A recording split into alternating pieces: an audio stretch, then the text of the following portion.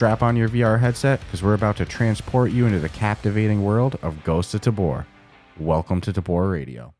Hey, welcome to this episode of Tabor Radio. Today we're joined with an individual that you had just joked a moment ago. I thought that was great. This might be perhaps our most dangerous individual we have on. Our most dangerous interview. Yeah, we're talking with Elijah from the Combat Waffle Studios team, but he handles everything gear related in Tabor.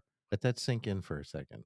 Guns, armor. Think of how much shit there is. In a game like Ghosts of Tabor that's so about the realism, I imagine there's some real life knowledge there. But beyond what he does in Ghosts of Tabor, he's also the lead developer of Silent North.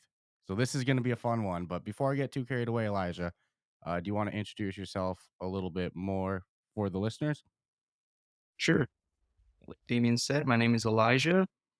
I've been with Combat Waffle close to the start. There was sort of the original group, Ronaldo, Fish, Scott, of course, and a couple others. So they really got the ball rolling, and I was one of the first junior devs to come onto the project. So it's been, as you can imagine, a really wild journey over the last year and a half or so. So coming in as a junior dev, now the lead developer of Silent North, it's clear things have been good. But was this your first VR studio that you worked in professionally, or did you already have some working experience prior to it? So I actually, this is my first job ever in the game development industry. I worked for 8 years as an IT guy, resetting passwords, fixing printers, servers, the whole nine yards. However, as a kid, I was actually really into making Flash games, right? Like the old, like Newgrounds and some of those websites. So I had a Windows 95 laptop. My mom's, she was a book editor, so I was using her laptop, making these games on Macromedia Flash 8. It's been a long time coming, I would say. But started getting into like Unreal Engine and VR actually just months before I got hired. It was absolutely crazy. So I started working on a VR tactical shooter, kind of similar to Tabor, I would say. It was inspired by Tarkov.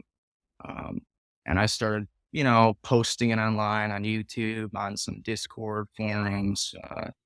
And I think it was Ray. I believe Ray caught the video and reached out to me the day he saw it. And, we had an interview going like an hour later. So I was not imagining I would be getting into it the way that it did. And honestly, I think a lot of luck came into play. I studied the hell of Unreal Engine and all that, but I was completely inexperienced in the field. So getting that Discord message from Ray was just like a freaking acid trip.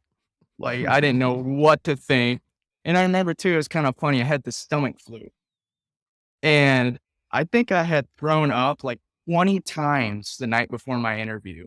But I was just so pumped that they wanted to talk to me that I was like, let's do this right now. Let's get this going. And, we got to talking, and of course I hit it off really well with Scott. He's, as you guys know, he's prior military. He's a big gun guy. I'm a big gun guy. I've shot guns my entire life. As 10-year-old kid, I was, shooting bunnies and all that in the woods. So this was like a dream come true. Everybody was hitting it off and vibing very well. And that's how it all started. Wow. That is not the typical how I got into making VR games story, but obviously from what we've seen with Scott, he sees the talent in people and he knows what's there and just can't seem to resist the ability or the having that knack of just picking good talent. So it's ironic. It's just funny to see someone that new to a space be brought on board onto a game that now you can say is truly VR game of the year. So I mean, And what stage was Tabor even in at this time? Was it Sure. playable? Was it even? Yeah, so we had like a test level where a few of us could jump in. I remember a couple things. I remember the animations were completely jacked up. And that was one of the first things that Ray and I took a look at, kind of tag teamed it. I remember you would crouch down and your head would be in like your stomach region and your arms should be like way up here. uh, I think we had maybe like a Glock and an AKM and very limited functionality. I don't even know if like the Mac release worked at that point. It was very, very bare bones. So yeah, we didn't hardly anything at that point. Wow. So, I mean, that's pretty ballsy of you. When you were working on this project, you said you studied the hell out of Unreal to get into it, and then you get a message and you go, "Okay, I'm willing to do that instead." I mean, what stage was your project in that you were working on? Your kind of Tarkov inspired game. Well, there's actually a YouTube video out there. But at that point, I had multiplayer working. I had, the Ludi from Tabor, that like improvised weapon. Well, I actually had something very similar in my game. That was the only gun. So you could, play with that. It was the open bolt functionality was working. But that was about it. I had like a character, and that's where I was at the Okay, so but I I made that system, like all those systems I made over the course of a couple months. So I think that really showed then like the drive and just how non-well-rounded of a person I really am, because all I do is game dev. Like that's all I do with my time. So I think they're like, yeah, this guy might be willing to take the risk with this one. well, that's how a game like Tabor launches in early access in 11 months. I mean, comes to the official MetaQuest store, has a following like it does. That stuff only happens. We were talking about it off air even before this. It's like, from our perspective, the studio's never stopped. It's always hustling. It's like really, really aggressive grind. One milestone hit. It's time. Now it's time to hit the official store, and now it's time for this. Now it's time new map, and it's always a hustle, and that's why you see the end product. But you came in as a junior dev, like we said at the start. Now you're leading Silent North and in charge of all things gear in Tabor. So clearly you didn't stay in that junior dev position for long. Do you want to take us a little bit through kind of your progression through, inside Combat Waffle Studios and what happened once you joined the team to now? Sure. Yeah, so it sounds a little cliche, but really I owe it all to my superiors. I had some really great leadership with, on the development side of things, our lead programmer, Ray Ronaldo, she just gave me so much insight and taught me, best practices for so many things early on in the project.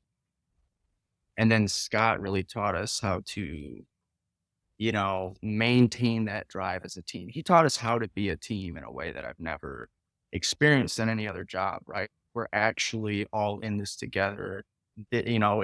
If one of us slacks, the whole thing falls apart. So like between those two initially, uh, there was just so much an insight and wisdom that was constantly being poured over me. And I'm incredibly grateful for them. And I think between that and just trying at, showing the hell up for myself every day and working really hard and trying to be better, I think between those two elements, it's landed me where I am. And today we've grown exponentially, and there's some other great individuals recently who have really pushed me to where I am today, namely Spoonfed, or he's another one. Used to work on Swordsman VR, and a few other individuals, even some of the junior level devs who are in the same kind of position I am now, like Patty. He's also been just someone, he taught me a lot of C++ and kind of was always, always there when I had questions and, no judgment. So I really owe it all to my teammates and my own work ethic at the end of the day. That's awesome. I think it's beautiful. Yeah. Yeah. I mean, it's the perfect scenario. And from what we've seen from the people we've spoken to, they all share that same level. It seems like the personal investment, it's like we've heard Scott say Tabor is life, but everybody we've seen that works for the studio is living proof that, I mean, this is, I've never seen a studio so aggressive. We're a bunch of psychopaths.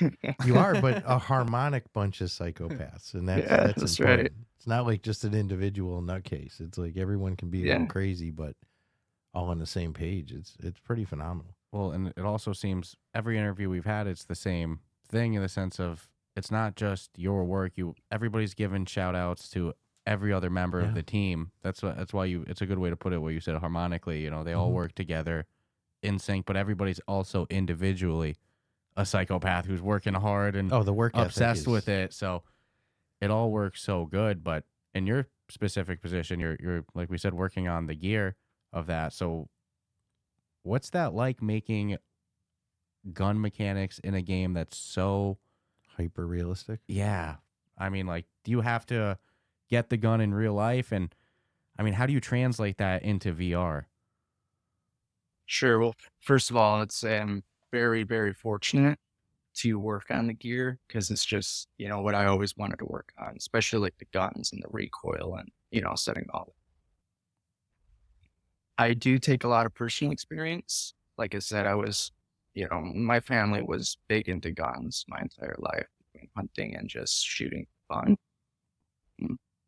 I also come from a background of playing games like Escape from Tarkov and DayZ, just about any middle sim I can get into. So, there's some of that experience. But there are a lot of guns in Tabor that you'll have a really hard time finding and shooting in real life as well. So I do my due diligence and, I study how people, well, first of all, I study every mechanism of a gun and try to get it as accurate to, real life as possible. But I watch inexperienced and experienced shooters shoot these particular guns to kind of see how they react to recoil. I study the different, different calibers and how they might penetrate different armors. And really it's a lot of studying and doing my due diligence to make sure everything is accurate. And accuracy is really something we drive for in Tabor because everything is driven by, physics and real world equations. I guess an example of that would be the damage system. We actually take the diameter of the bullet, the mass, the velocity, and we plug it all into an equation, and it gives us, the energy output of that. And that kind of is like a base damage value. Well, then I have a whole table of how these different rounds penetrate different armors and the different, the armor in Tabor actually has plates, but it also has like Kevlar. So how do these rounds penetrate these different parts of the armor? So really, like I said, it's a lot. I spend a lot of my time and energy researching and trying to replicate as much of real life as I can into a video game. Well, I thank you for it. Because right from day one, the first time right when we did the tutorial, I'm like, holy crap, dude. Every gun is different. I think that was my first real experience with that level of, like, I'll say gun performance and loading and like the specifics or even knowing like the MP5 with the full clip. If you'll have to, I'm like, geez, Louise, the level of detail that someone's willing to go through just to load and arm a weapon, which has gotten more realistic in the time since we first got it. We got Tabor pretty close to when it first launched on App Lab. Yep. And at that time it was still realistic, but there was a little bit more forgiving with sliding in. Now some you of the mags, yeah. now you have to be at the right angle. You might even be like, is this even the right mag for it? Yeah. And you're like, oh, yep, there it is. I got the right angle. So I mean, that's impressive work to get all that done. Y'all this is why should see the suppressors that I just finished. You'll have to screw those on now manually. Oh, like hold it and literally. Yep, twist her on. That's freaking awesome. But it makes sense. Yeah. I mean, think of it. No, every change I've seen come to Tabor over the past year is a change for either quality of life issues, back end issues we don't know about, or you know, it could be something as simple as, you know, like you had mentioned, angling the magazine to go in. We've done away with the straight shot. Now you've got I think it was the AK that happened to, but yeah. Well, I was gonna say suppressors twisting. What else is on your mind for more realism mechanics to implement down the line? Oh, I mean, there's so much we want to do, you know. I want some major things I really want that I've wanted for a while are things like armor durability and replacing the plates in the armor, right? Weapon degradation, suppressor degradation, all those kinds of things. I'd like to add attachments to helmets. There's so many things we want to do, and so limited time. You know, like you said, this game came out in 11 months, and to make a game, it's kind of like Tarkov. Like we're not quite to the complexity of Tarkov, but to make a game that even sort of represents the level of Tarkov, you know, in this short amount of time was crazy. And that's, you know, that's why we are still patching bugs to this day, right? It's just the reality of making a game in the time span that we did. And that's why it lacks some of the features that we want, that we're striving for. And I think you'll see a lot of those features come in over the next year, that the game is in a more stable place and we can really focus on content. You know? So I'm really excited to see what this next year brings forward, as well as some of our other projects. Well, so far the roadmap has been spot on, and again, we try to note as much as possible.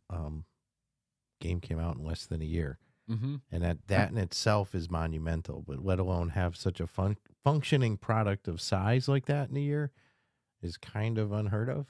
And go back a year ago when Tabor first came out and compare it to now. Like I said, not only with the reloading, with the graphics on the Quest. You know, we play on the Quest, so that's what I can comment on. I'm sure it's the same for the PC VR, but especially on the Quest, the graphics have gotten so much better.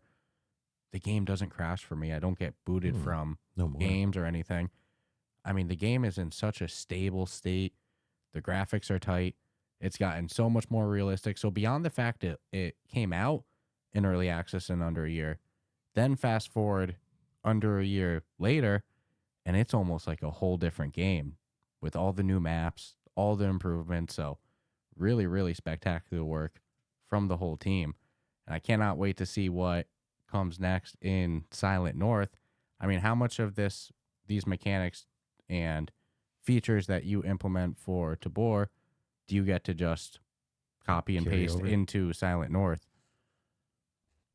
I'm someone who likes to redo things from scratch and try to make it better the next time around. There are a lot of mechanics that I would like to port over, though, like, you know, like the smooth mag insertion. I would like stuff like that, maybe the suppressors. But there are other things that I would like to work a little bit differently in Silent North. Silent North, I'm trying to optimize it for a lot of players, a lot of zombies. So the level of complexity in Silent North versus Tabor might differ a bit, but there are still aspects of, you know, weapon authenticity and things like that that I won't budge on. Like, I'm never going to make a game where the guns feel like balloons and they can go through walls and all. That's just not something I would produce, you know? But that there are other mechanics that I sort of, you know, I don't know if I don't know if I'll get as in depth with things like weapon degradation, things like that. It really represents DayZ versus Tarkov, because DayZ is very hardcore. It's very difficult, but you don't have some of the crazy level of complexity that you do in Tarkov. So I kind of have to balance that a little bit due to the size of the map and the amount of players that we're trying to get in there. Because I really want it to be this crazy open world experience with a ton of players, zombies, a day and night cycle. And I want to do it all in Quest 2. So, And nothing's ever locked in stone when we talk like this, Nope. but in a dream world of yours, if everything went perfect, what's the number of players you would like to see running at a time in Silent North? I would like to see at least 50, if not 100. I would like to see a 30 kilometer squares, but I'll settle for maybe 15. And to put that in perspective, I believe Island of Tabor is, I think it's 1 kilometer lengthwise and a kilometer widthwise. Oh, So multiply freaking by 30.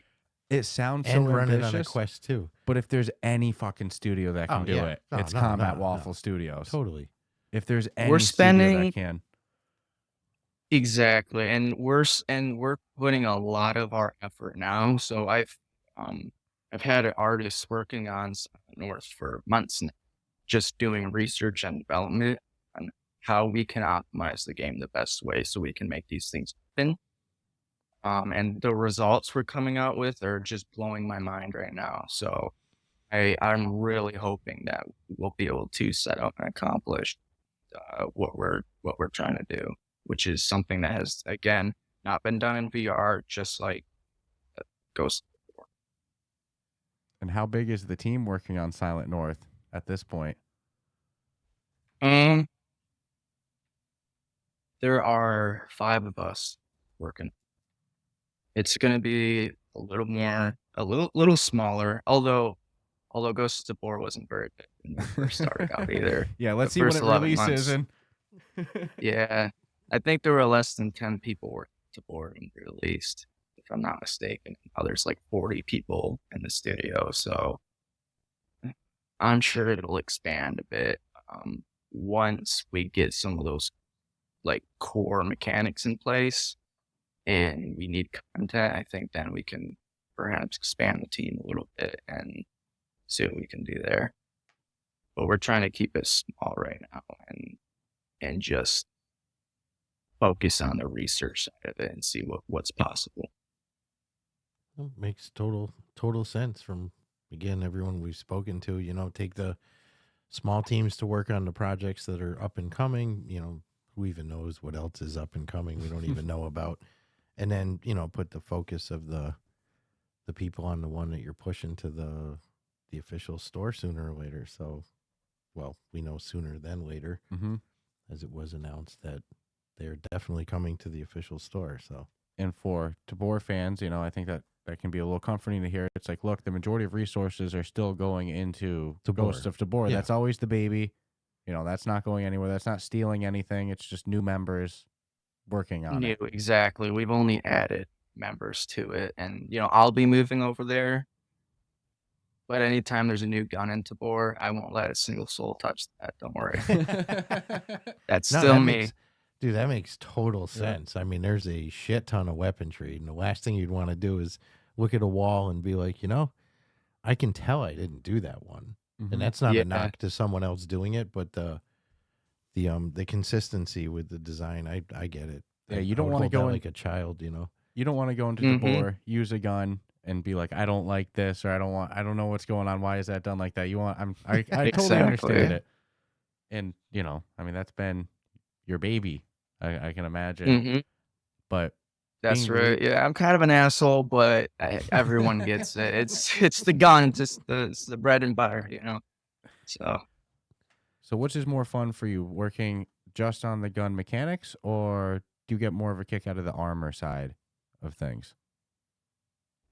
It kind of depends. So the guns, we have so much logic, right? We've created almost every combination of guns, open bolts or like the bolts that go back.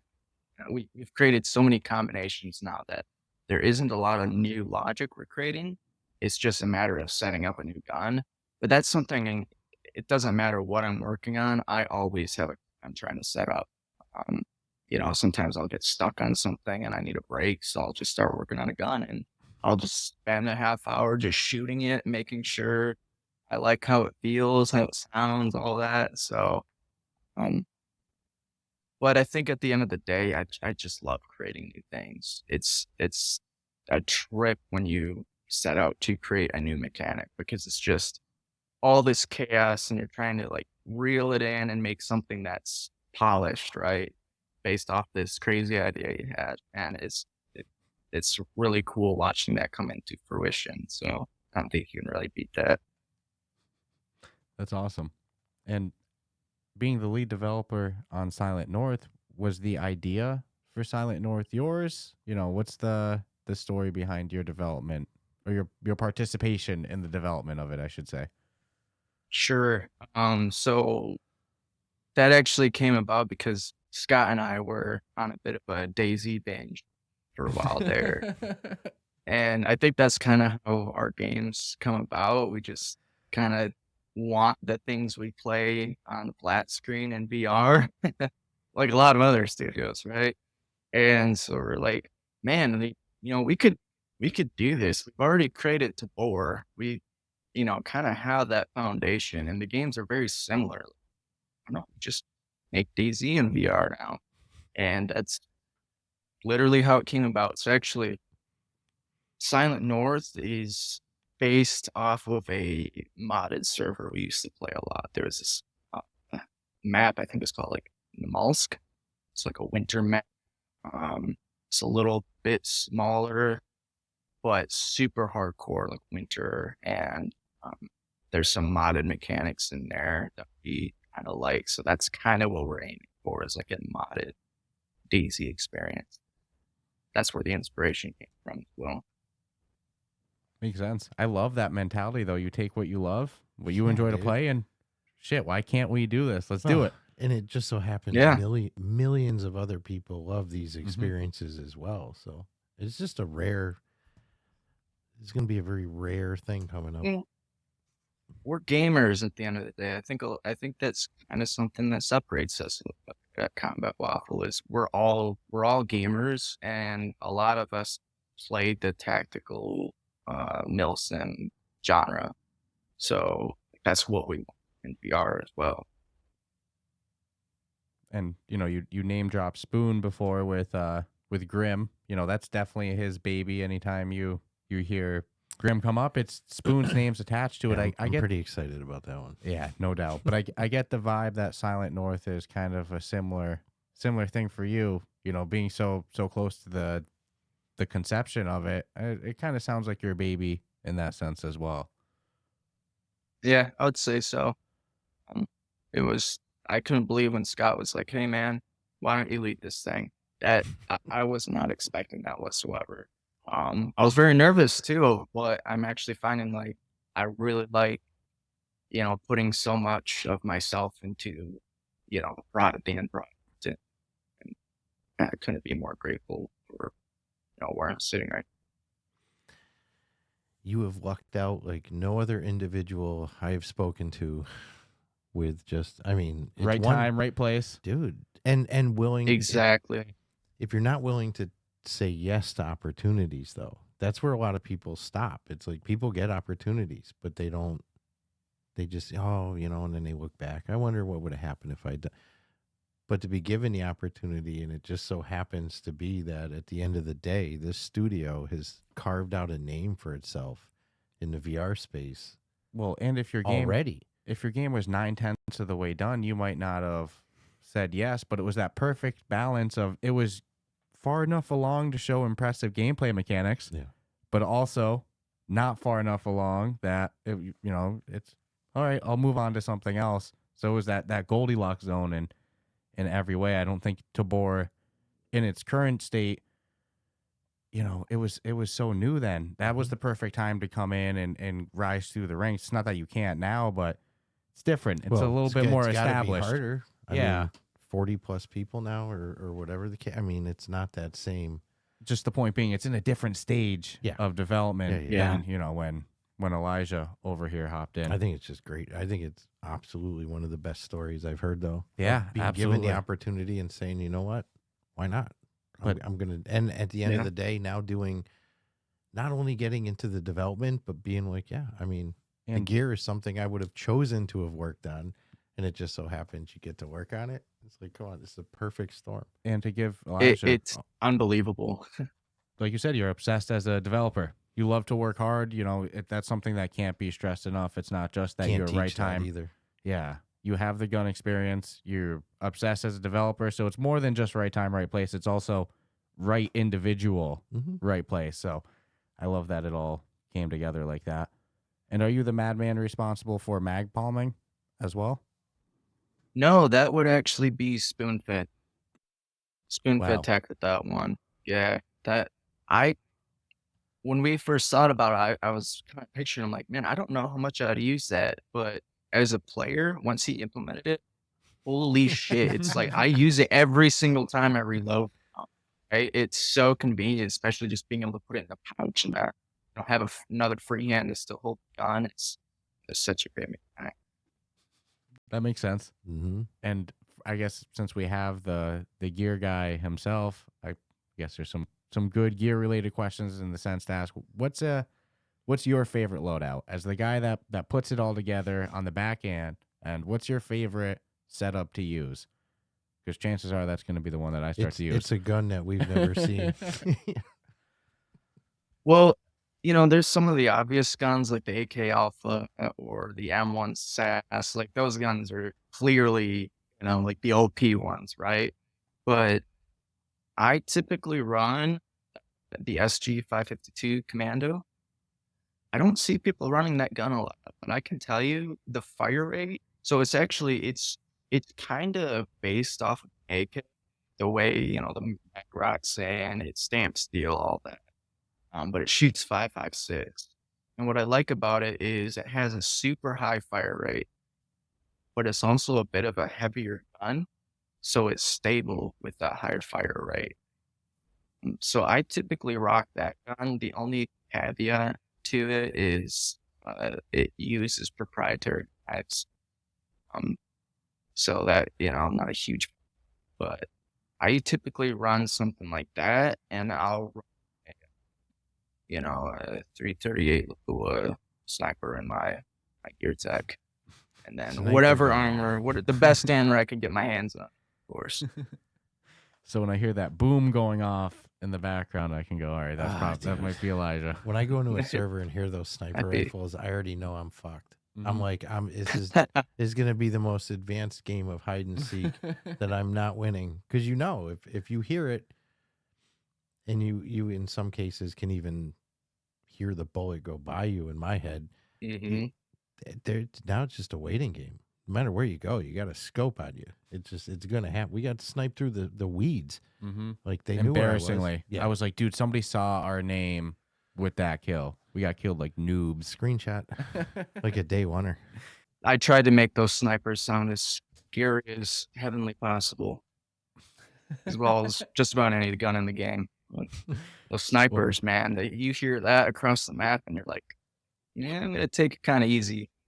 Oh yeah, dude, I'm going behind trees, in the weeds, bushes, whatever I can hide behind, because I'm like, I'm never gonna see a sniper farther than he's seeing me. That's the name of the game. But holy crap, yeah, those sniper rifles they're scary as hell. And beyond just which loadout you like to use, do you have any, I guess, gun tips with using the guns, the mechanics of them? I'm sure you see people streaming or just other players in game doing some real noob moments or anything like that. So any tips you have for new or struggling players? Yeah, I have a couple. Turn your lasers off if you're not using them. That's something I see often, and I always take advantage of, is I see a laser pointing up in the air while I'm running. And a lot of times it's on a night map too, which makes it even better. So watch where the tip of your barrel is pointing if you're gonna leave the laser on. But I would say just leave that thing off until you're like in a close quarter situation. You'd really it.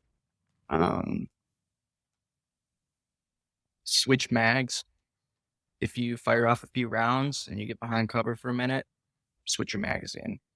I always try to keep my emptier magazines on the left side of my loadout and keep the fuller ones on the right. So kind of having that system in place makes it a bit more reliable. So you don't have to think about, well, which one has ammo, on the.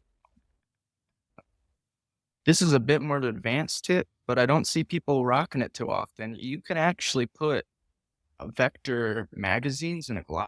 So you can take the vector drum mag and slap that in a Glock and have a pretty dope little pistol round silo. I think we did run that once, Yep. and that's a game changer just for the sheer amount of rounds you have. And it's an effective weapon, so it's not like...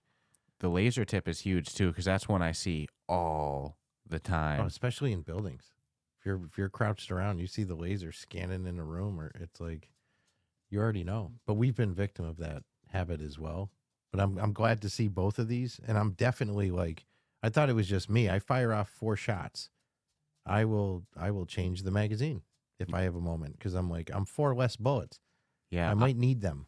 I don't, and that's such a good tip. I would say if we rank skill level of 1 is like a little Timmy that you're just going to piece out of nowhere, and 10's like, the top tier Tabor player, if I'm going to be honest with myself, I'm probably about like a 3 to a 4 in that range. I'm not bad. I get out more times. I'd give you a 5. I get out more times alive than I don't, but I'm in like heat of gunfire, I'm a little bit vulnerable, to say the least. So that's a good tip. That's not one I did at all, was the mag changing halfway through. That's a game changer. I'm definitely going to play with that. I just get scared of running out of rounds. Yeah. When I need it.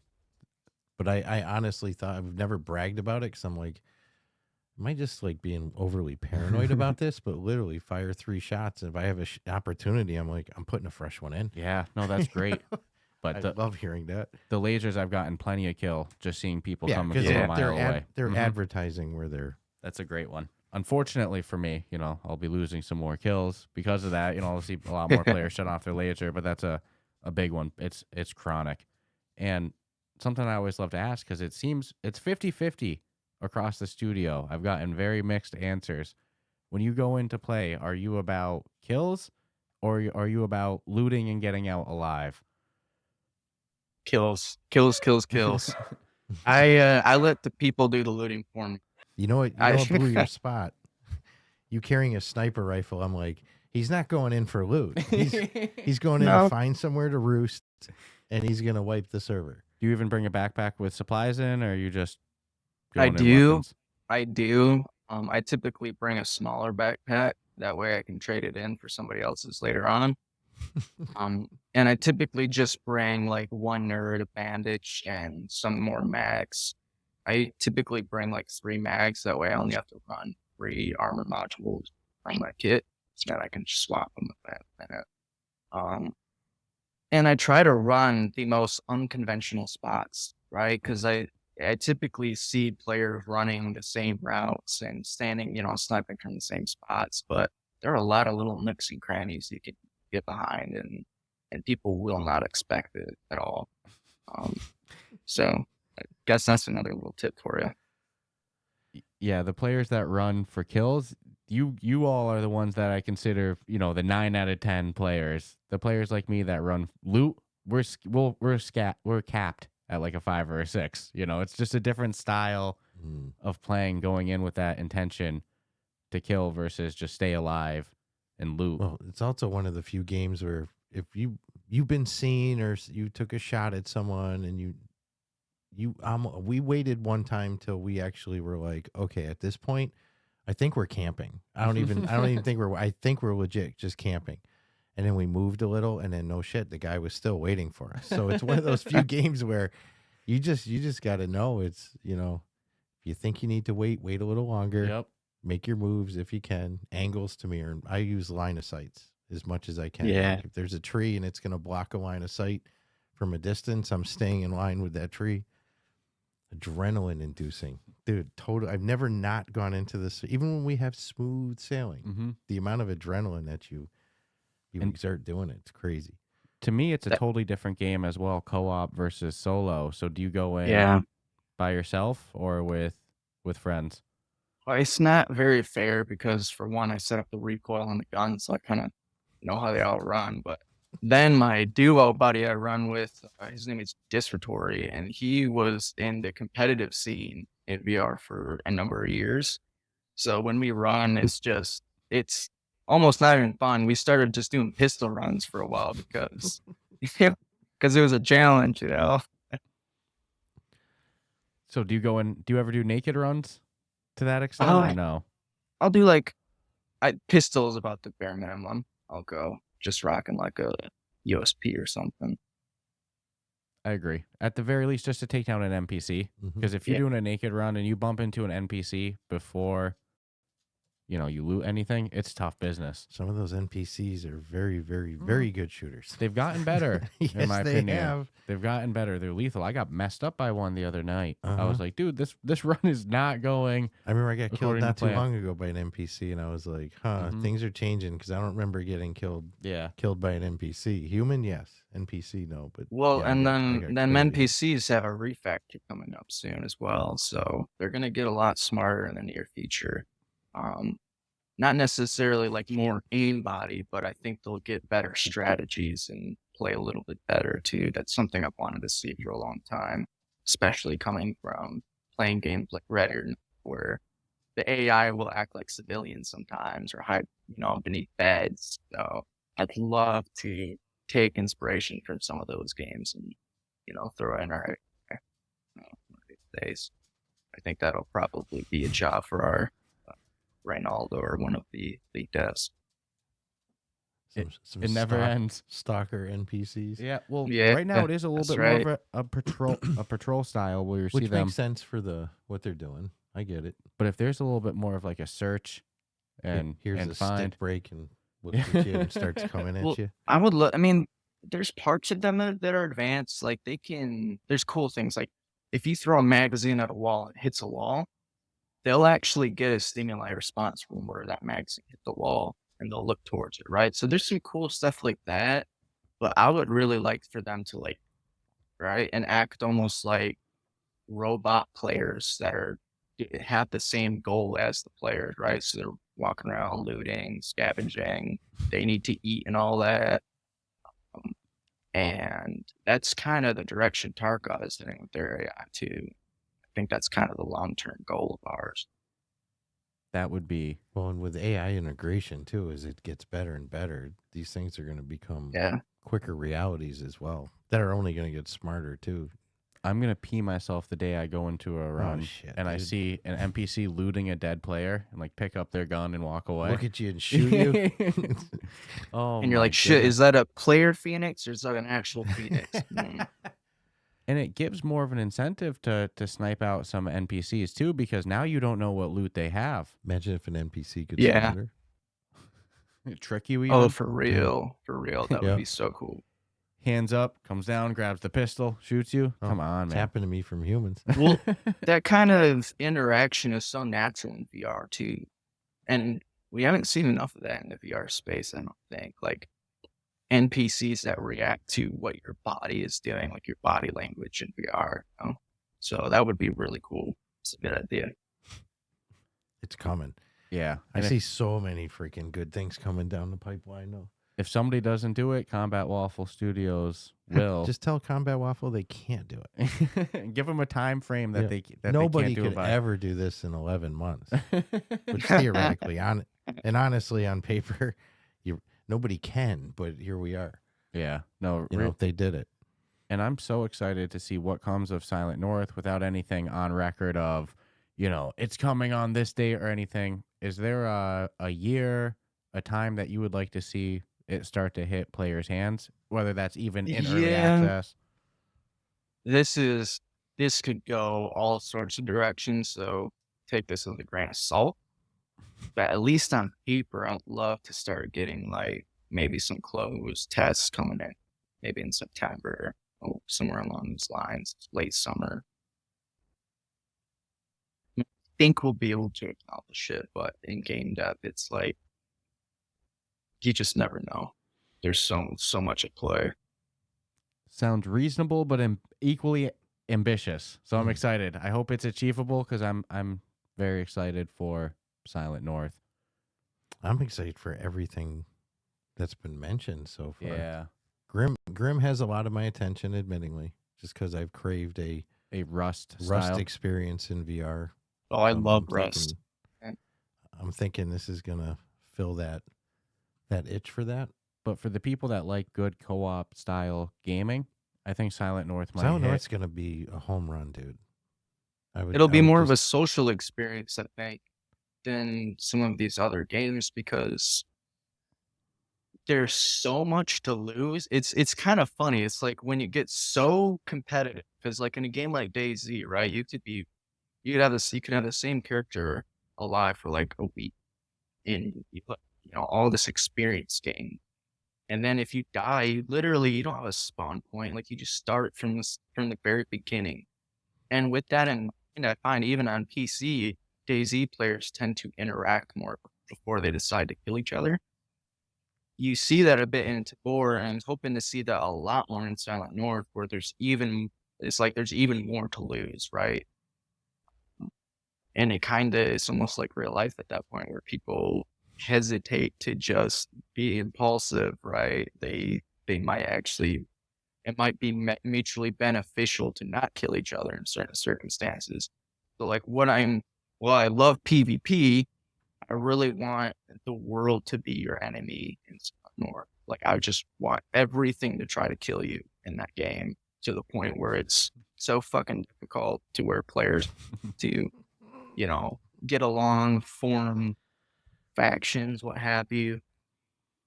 So that social experience will be something, I think. Oh, dude, I'm so sold.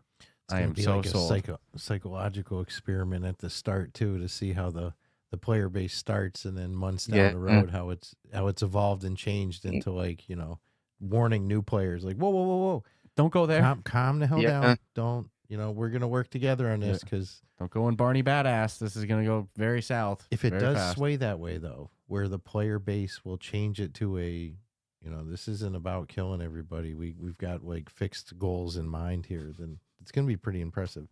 Or at least in specific instances. Although there'll always be that 1%. Yeah. Oh, dude, I'm so hyped. What I'm hoping for is that players will form little factions and try to take over like entire villages and towns. And then there will be competition between these different groups. That's kind of what I would like to see organically happen. Like some organic clan wars. The way the map is going to be laid out is it's actually based off of like an exact place in the Swiss Alps. On the northern side, it's all farmland, towns, it's warmer. And as you go south, the mountains kind of act as these like corridors, right? And the elevation starts to increase, and it gets really freaking cold really fast.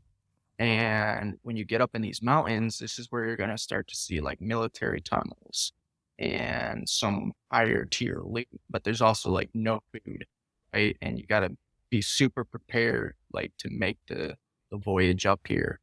So I think you'll start seeing players take over, higher to like more skilled players will take over the higher tier areas. Lower skilled players will have, their appropriate competition in maybe like the valleys and things like that. And it'll kind of be like sort of like Rust in that sense, where the higher tier monuments again attract the higher tier players, so on and so forth. So that's the kind of what I'd like to see happen again. Dude, I'm giddy. I'm so excited. I'm more excited now than I was 50 minutes ago. Yeah, and I was pretty damn excited.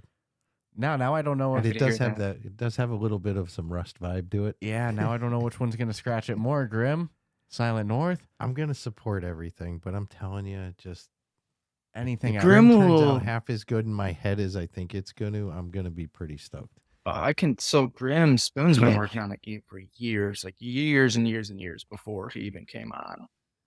I've had the privilege of, playing and testing it with them and stuff, and it is Rust. Like, it is entirely Rust. And I think that game will more so scratch that itch, because to me, Rust is like about, me having a feud with the neighbor right next door, right? And how am I going to outwit them? And how am I going to design my base in a way to where, I can trick players, or, so there's this whole modular side of Rust. It's just a bit different in DayZ. And I really think Grim is going to scratch that itch entirely. Well, if all goes to plan and we can start to experience Silent North before the end of 2024, I think that's... I just don't want to wait for all these. I'm not going to lie. Me neither. I want to like snap a finger and be like, all right, let's get this on, because these experiences are going to be phenomenal. Part of me wants like a lot more time, and part of me just wants it to like come out right now so I can play it. Because I play these games that we make, so it's tough. Not that I have any say or anything, but I will say the model that Tabor put forward of as soon as it's playable, get it in players' hands and build from there. I think that is a peak model for VR. I agree. Get it into people's hands as quick as possible. Yes, it's just the feedback loops you get are priceless at that point. And start to make some money too. That's when you can grow the team for the project too. It's like you get feedback, you get some income coming in, you get it in players' hands.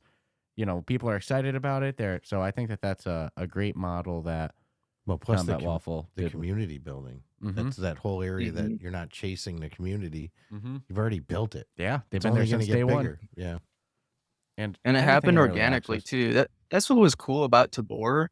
Like, we didn't advertise the game at all. And we had like this core group of people that were, a part of it from the very start in the community. But then like 2 weeks before the game came out, all of a sudden it just blew the hell up. And that was really cool to see a community just naturally cultivate like that. And I'm already kind of seeing it with Silent North, and part of that is just because, what we've done with Tabor, or probably entirely, but it was really cool when we dropped a release trailer for Silent North. By the way, it's like super, super early look at everything. Like, it's look-wise would probably completely change, and yeah, but we wanted to show you guys, like, we wanted to announce what we're working on, right? And when we dropped that video, man, it was just like, the Discord just started flooding with people. Our poor community, man. And he had a hell of a day. But it was really cool to see. So hopefully we'll have, a lot of people willing to participate once we do get to that point. We'll be able to get a lot of honest feedback, right? Because the game will be in whatever state it's in at that point. But yeah, I'm really looking forward to that day. I think the same thing's going to happen. Again, the second it opens up for players, or it's about to open up for players, I think we'll see the same thing happen that we saw for Tabor. I think that both the, Silent North and Grim, they're just games that people want to play. Same with Ghosts of Tabor. That's a style of game people want to play. I think the second they can, I think we're going to see. Well, and each are going to track their own new, like, hey, I'm not a Tabor player, but I do like me some Rust. Yeah. Or, DayZ, it's like, that's my jam. So it's like you're going to harness a lot of the existing community plus adding to the new player base. It's ginormous. That's exactly right. I think DayZ as well as Silent North kind of already appeal to a larger audience, just because it's less like in Tarkov, right? There's so much that goes into building a gun. And while like someone like me absolutely loves that, a lot of players will completely intimidate. But I think this game will be a nice marriage between those two players. And I really want to try to design it in a way where it has some of that complexity, but it's like optional, right? Like in Tabor, you have to go to the market and configure a whole gun, and then you get the armor modules on a specific way. And I really like that, but again, that intimidates a lot of players. So I think like a simplified version of that could be like a nice, where it feels the same, but it's maybe less tedious in some ways, for lack of a better word, I guess. Less less complex really is what it is. I think that will attract players in different kinds of games.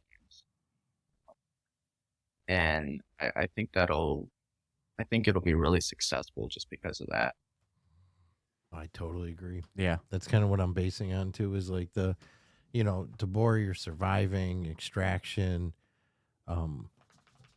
You need, one could argue you need the more realistic mechanics of how the gun's going to function. Zombie shit, I ain't gonna lie. If you give me the ability to press the A button to reload, I'm gonna do it because I know how these zombies games go. It's like shit goes from easy to impossible in a snap. So as much as I love real life mechanics, in certain scenarios, just to be a little exaggerative, I get what you're saying. It's Yeah. like it's a different style game. You don't Yeah. need all the same. but it's going to definitely attract a new audience as well as existing, and I think that's going to carry over to the next one, and then you're going to And have I those guess just to, I'm sorry, just to expound on that a little bit too. Like, I want the realistic mechanics that feel good. Like the twisting on suppressor, the smooth mag insertion, the realistic ballistics, all that kind of stuff I actually care about, right?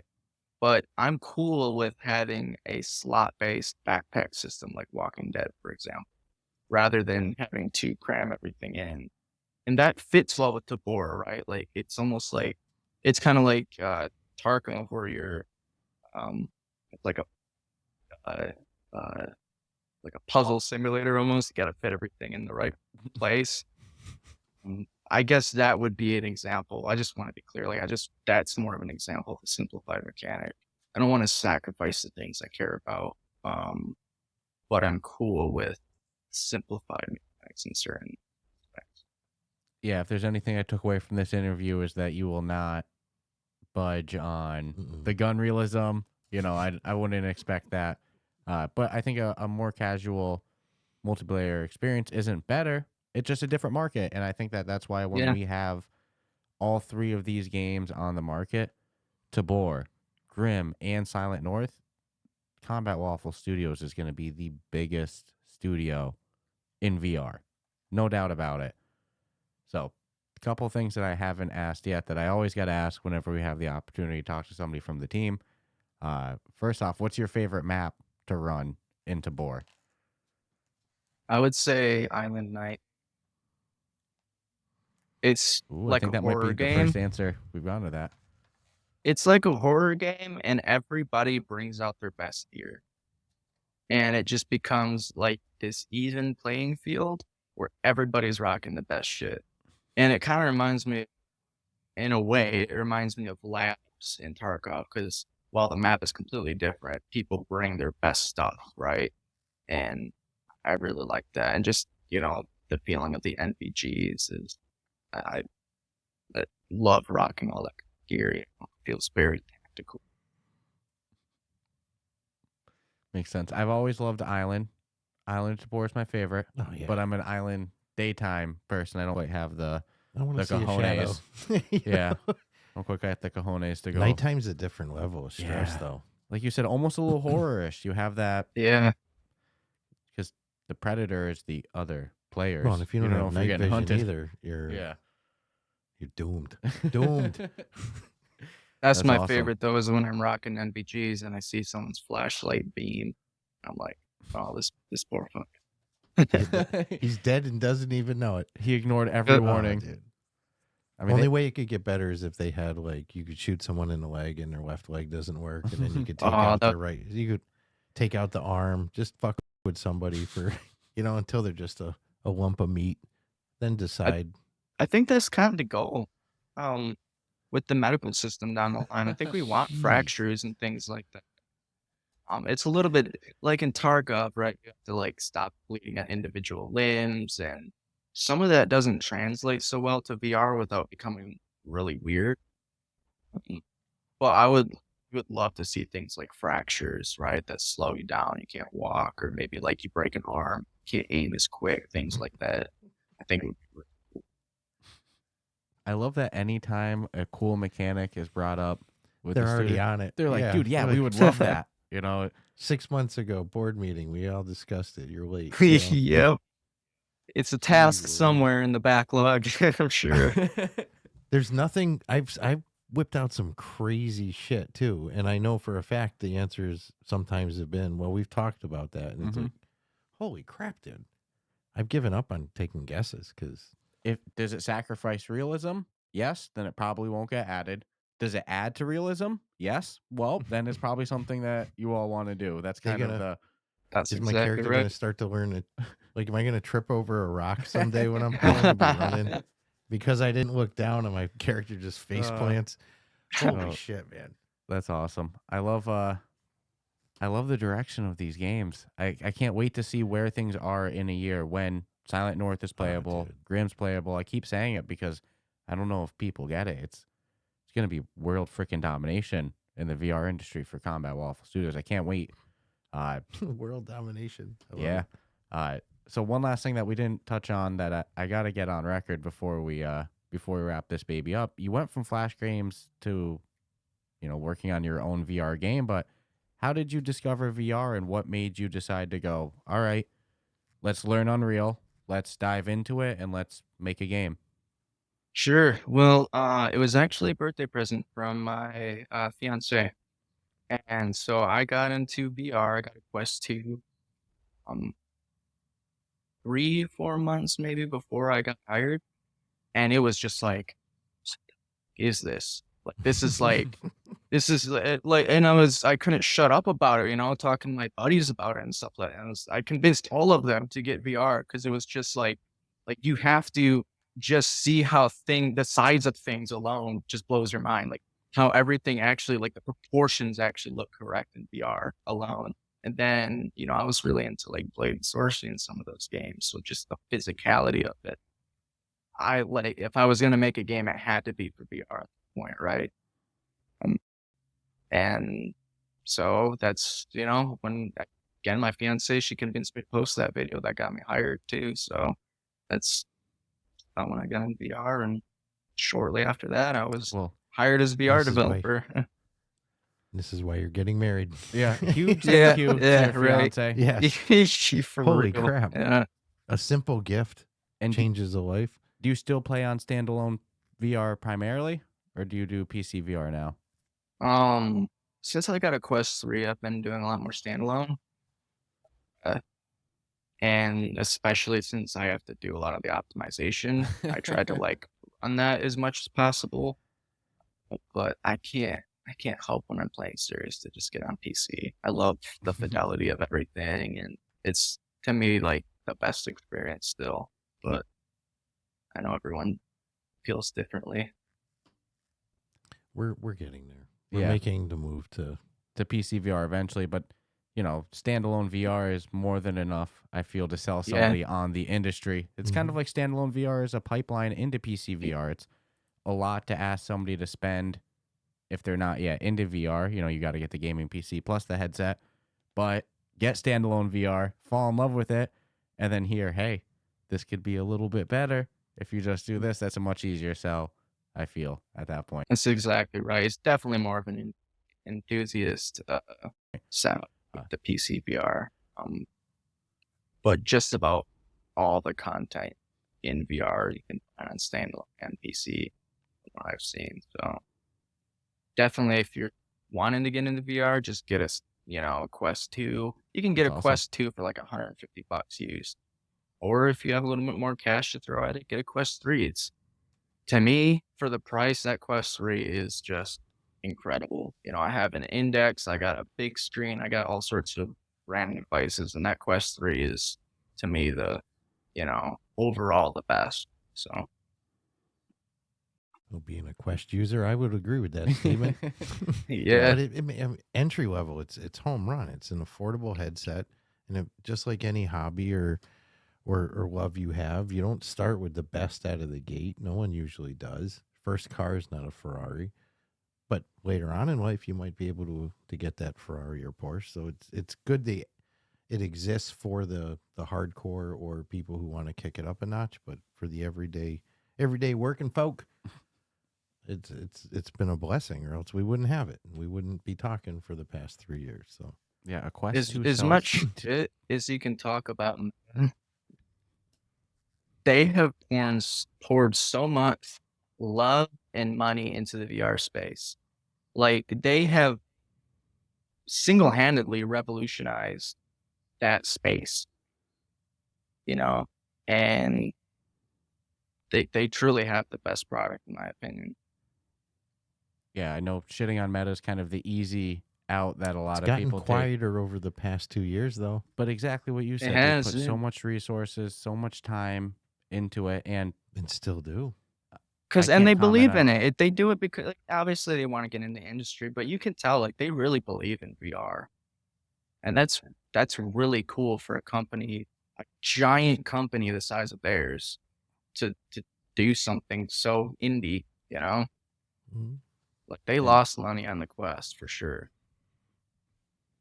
Look at how many millionaires they've made over the past 5 years of people who had no avenue to get their game to the masses, and now it's to the point where if you don't put your game on the Quest, you've shot yourself in the foot. Well, and look at the butterfly effect. You get people like Elijah that get a Quest 2, and now they're working in the VR industry. Whether or not they took a hit on the Quest or not, you're creating the future. You're bringing in people like Elijah, myself, and my father. That's when we got into VR, was with the Quest 2. It grew the industry so much, you know, so who knows all the people just now getting a Quest 2, a Quest 3 that in a year, 2 years, 3 years, maybe we'll be talking with them on a podcast about what games they're pumping out. You know, it's the long-term ripple effects that pushing out this hardware creates is amazing. Absolutely. But, you know, Elijah, definitely appreciate you joining us. I got one question. Okay. One more. Just one more. If you got 5 more, ask them. 10 more. No. I'll cut it. I don't mind making people come back again someday. Yeah, you know? Sometimes we got to save a little bit for a part 2. So I'd love to. You actually shoot guns. I know there's people at the studio that are very schooled in how to shoot guns. Has there ever been a group shooting outing? And if so, who would take the trophy as the best shot in the office? We haven't had a group outing yet, but there's only a few of us physically in the studio at this point, and everybody else is moving to the studio this year.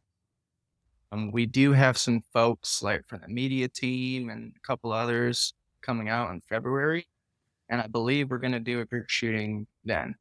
I think we're going to go out and to a range and shoot some guns. We'll have to see, man. We'll have to see. I'm not too shabby of a shot, though. I'll just say that. I imagine Scott would just annihilate any of us because he was, you know, like that was his life, was to be the fucking best at it. But, you know, this little Michigan boy can shoot already. Can scrap a little bit. That's right. When you hunt, full disclosure, it's not like you're just blasting lead into an animal. It's a very specific shot. And I think people underestimate that hunters' accuracies, even especially those fucking bow hunters, is like spot on an animal where you want to hit it while it's potentially moving is a skill unlike none other. Even a small. I shot a few with my bow, man. It's not easy to like. It's such a small area that's actually a vital hit, right? Because you have to hit pretty much the heart or lungs. And if you miss, you're going to hit ribs or somewhere else. And then you're just going to injure the poor animal at that point or spoil the meat or what have you. So it's difficult to be accurate as a hunter. Be curious the results of this. Yes. Shootout. Now we've heard the grumblings of it. We got to hear the end result in a couple months after February. We'll get a check. We'll get a check-in somehow. Yeah. All right. So that's good. I got it off my plate. No, but we appreciate you joining us today, Elijah. You know, we've stolen you over an hour today. I'm sure we could easily talk another hour as well. But dude, no issues. Like we said, you know, leaves time for a part 2 for sure. But this digest absolutely ferment. Yeah. Not to not to rub your ego too much, but again, great work on everything that you've done in Ghosts of Tabor with the gear, the realism of the guns, and I cannot wait for Silent North. As hyped as I was, Thank you so much. I Yeah, wish we're I a could. little more hyped than we were, like I said, an Yeah, hour I wish ago. I wish it was out tomorrow. We could go hop into it. You know, I think it's going to be huge. So great stuff from yourself. You know, is there anything else you wanted to say before we let you go to the listeners? You know, the fans, the diehards of Ghost of Tabor that love it so much. They're listening to a Ghost of Tabor podcast. Well, thank you guys for being so, supportive along the way, man. Like we said, we didn't have advertisement or anything. You guys were the advertisement. You guys were the word of mouth that got us to where we are today. So, I mean, y'all made my dreams as a kid come true. So, sincerely, thank you. And I'm really excited to see what we can all do in the future, how far we can take this freaking mad machine that we're on. Ooh, cannot wait. Cannot wait for what It's the no future joke. comes. If I were a young, I say young because I'm a little older, but if I were looking to get into VR space and I thought I had a talent, I'd be all over Combat Waffle. Even if they said no, just to get that, I'd start doing that shit now. So definitely appreciate you joining us today. Hopefully it's not the last we've heard of you on the podcast either. I think we'll have to have you back on when Silent North is ready to go for sure. But definitely, like I Absolutely. said, Love to. appreciate you joining us today. For all the listeners at home, stay tuned. New episodes dropping the first of every month. Official store release right around the corner. So stay tuned. And other than that, we'll check you out March 1st. Ciao, ciao. Take care. All right. Thank y'all.